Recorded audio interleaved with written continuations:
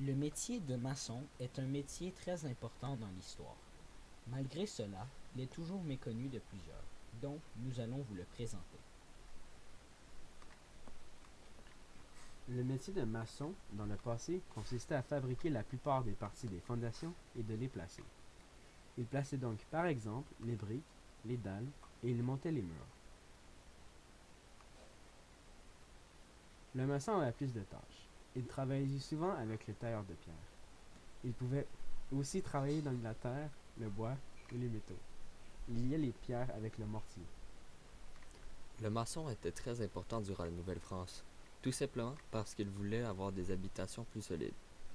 Le problème, c'est qu'ils étaient peu nombreux.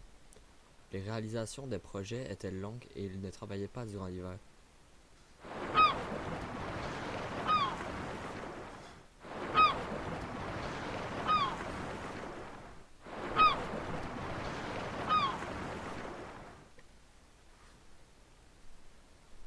Les maçons seraient arrivés environ en 1675, accompagnés des architectes et des charpentiers.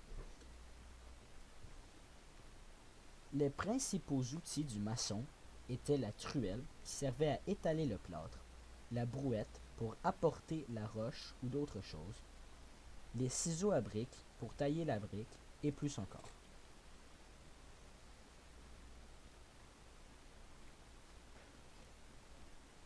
Les conditions de travail n'étaient pas des plus mauvaises. Ils avaient des gants pour empêcher de se brûler quand ils travaillaient avec la chaux. Ils pouvaient être gratifiés à la fin d'un travail et ils ne travaillaient pas l'hiver.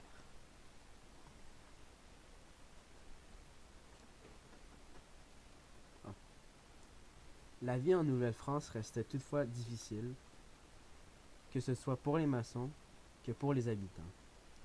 Ils vivaient dans un climat froid et ardu, et ils pouvaient se faire attaquer par les Iroquois à tout moment. Le maçon plâtrier était un des différents métiers liés à la maçonnerie. Il faisait un mélange pour obtenir le plâtre et il réalisa les moulures en utilisant la truelle. Les maçons ont été d'une grande importance au développement de la Nouvelle-France. Même si à ce jour, nous avons beaucoup de nouvelles technologies et de machines, ce métier est encore pratiqué, ce qui montre son importance et qu'il ne sera probablement pas remplacé dans les prochaines années.